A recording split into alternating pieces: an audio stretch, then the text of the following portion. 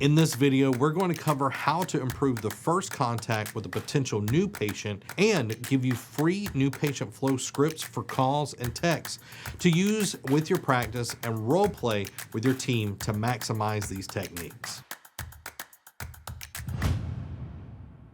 The other day, I had my car break down and I had to get it towed. I called several different companies, but only one of them answered. Before I could tell them what was going on, I heard the dreaded, "I'm putting you on hold." I was stranded and needed help, but in that moment, the person that was supposed to help me automatically said, "Your problem has to wait."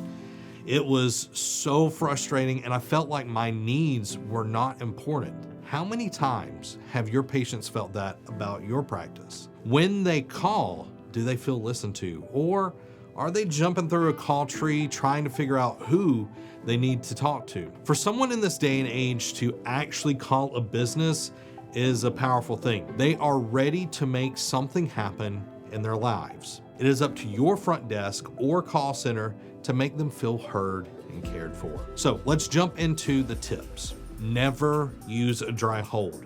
A dry hold is exactly what happened to me. It's when someone calls and before they have any chance to have a conversation, they're put on hold. Always ask for their first and last name and a good number to reach them in case the phone call is disconnected. Once you have that information, ask them if they're okay with you putting them on a quick hold. With all of this, you're ensuring that you have a way to reach back out to them and you know their name when you speak to them again. Use softening language when you're speaking to a potential patient. Use words like might, maybe, possibly, appropriate, or convenient. Phrases like, "I totally understand," or "How does that sound to you?" helps build a relation between you and the patient the right way. So for example, patient, I can't come in tomorrow, I'm busy. Team member, "Hey, I totally understand.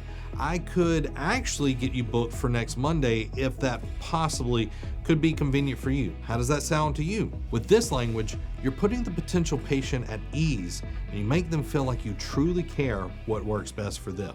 Use a pleasant tone and tempo. You can change how a person feels based on how your tone and tempo sound. You want to sound skeptically optimistic and upbeat, but framed with a hint of doubt to soften the delivery.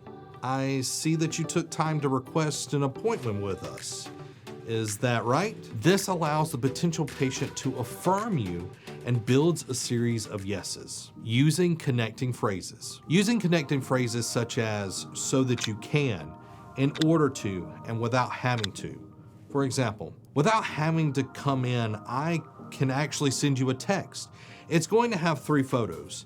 If you take those 3 photos and send them back to us, it'll allow us to actually just quote you over the phone and give you a treatment plan just in order to save you a little bit of time. How does that sound?" This puts together a lot of information for the patient and an easy to understand method that softens delivery so they don't put their guard up. Have the right mindset. You are there to serve the potential patient, not the other way around. When speaking to a patient, keep these key points in mind. This is a convenient service for the patient. Work with their schedule and accommodate them to the best of your ability. In order to save them time from work and school, same-day starts are a great way to help them save time. If they can't make it into the office for the first 72 hours, offer them a virtual consult to help them get started and develop a treatment plan. Maximize their time since they're busy. Ask if anyone else in their family is possibly interested in starting treatment to save them time from having to come back later. When you show the patient that you care about them, they're put at ease and feel more confident that they are receiving the best care possible. The patient has 2 questions that need to be answered. Those 2 things are how much and how long. This is not the big number.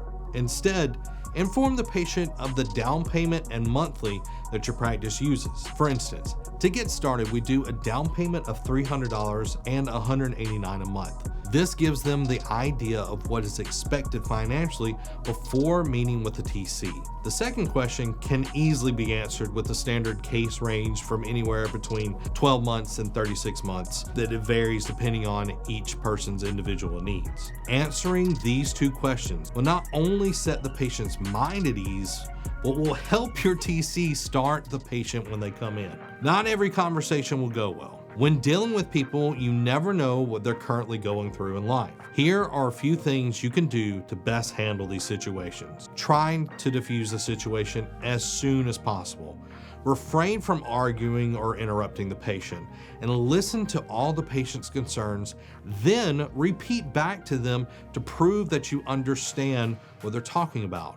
Respond to their concerns in a helpful and clear tone. The energy and excitement that you use here are everything to them. If a patient asks you a question that you don't know the answer to, put them on hold, go get the information, and then bring it back to them. And as always, ensure that the patient knows that you are trying to help them. With these tips in mind, you can apply them to every phone call, text, and email to better serve your patients. Don't forget to grab your free new patient flow scripts for calls and texts. We developed these for you to practice and role play with your team to improve your practice's communication. You can download the scripts by clicking the link in the description and signing up using your email.